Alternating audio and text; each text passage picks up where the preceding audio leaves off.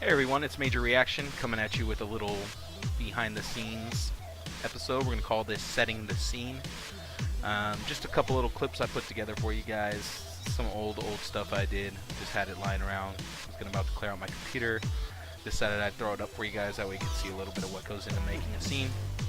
A second ago I showed the stands for both the figures. I'm using the ACBA flight stands, and in order to accommodate for the size difference between the stands, I had to set up some boxes to use as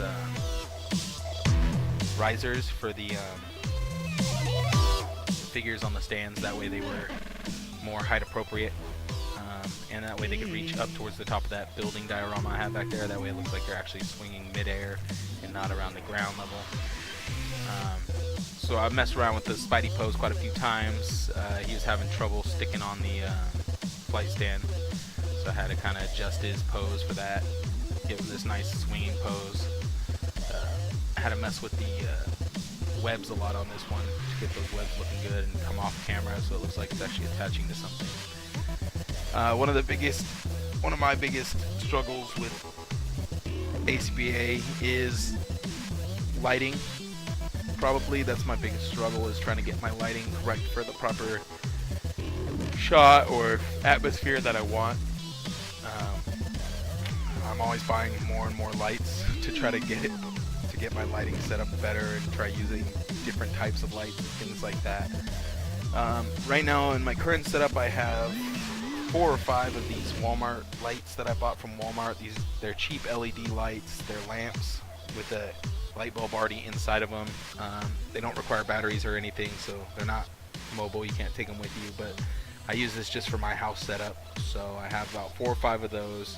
They're $5 a piece. They're really cheap, and they work really good actually. They're probably some of the best lights I've got, and cheapest ones too, because I was paying about $10 to $15 per light that I was buying before, and just none of those lights seem to work as well as these ones. It's always good to get 3 or 4 of the same type of light too. That way you can use the different.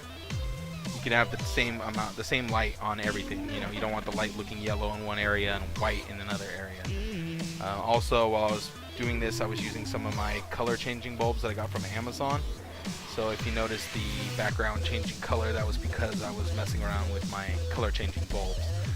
Now with color changing bulbs, I try to use them on the backgrounds or to accent certain things. I don't want to ever put them right on the figures, not usually, because it throws off the color of the figures and it comes off really noisy when you take a picture of it. If that colorful light is bouncing off your figures, sometimes it'll make it really noisy. So that's why I went with white light directly on the figures, and I put the colored light onto the background right here, so you don't lose any of the detail from the figures, but you get that kind of cool effect on the background back there.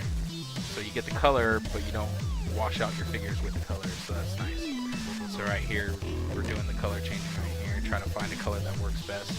I had 2 different lamps on this one. I had 2 different colored lights, so I'm adjusting them one by one, trying to get like a cool kind of hue going on, maybe like some kind of variance between the 2 lights.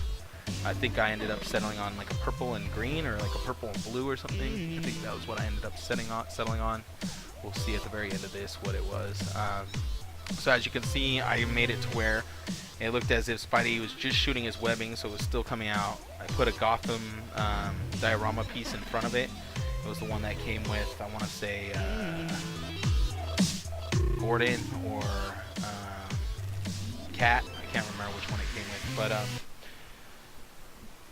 I put that right there in front just so you could see the only the rail of it, so it looks like it was another building. Here's another scene. I just threw this one in for fun to show you guys a fully fleshed out like indoor scene. With this one I was just having a lot of fun with it. It's just Deadpool and Wolverine kicking back. Wolverine's popping open a bottle of bubbly. It's a little too bubbly. Logan's about to do the same thing. Here, one of my favorite things about building these kind of scenes is just throwing in the extra props and accessories. So right here I got a little laundry basket that I borrowed from my daughter. Put some guns, the katanas, his grenade launcher in there. Rocket launcher, I mean. Got a jersey over there on the floor. Just, it's kind of fun building these scenes. You get to just throw some props around and stuff, make it look like it's an actual house that's been living in. I probably could have done a little more with this scene. Probably could have put Wolverine on the couch with Logan, or with weight or something, but I like this shot. I like the way it turned out.